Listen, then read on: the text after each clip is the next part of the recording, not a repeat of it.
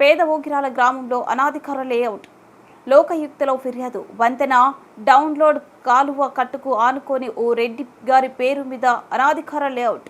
మండలంలో ఒక సర్పంచ్ ఆధ్వర్యంలో అమ్మకాలు కొనుగోలు పేరుకే రెడ్డి. చోద్యం చూస్తున్న సిఆర్డీఏ, రెవెన్యూ, ఇరిగేషన్, పంచాయతీ అధికారులు. మామూళ్లతో అధికారులను కొనుగోలు చేశామని చెబుతున్న సర్పంచ్. కొత్త ఇరిగేషన్ స్థలం కూడా లేఅవుట్లో కలిపినట్టు సమాచారం. సెంటు 3 లక్షలు చొప్పున 20 సెంట్లు ఇరిగేషన్ స్థలం కలిపినట్లు, ఆ శాఖకు 60 లక్షలు నష్టం వాటిల్లినట్టు సమాచారం.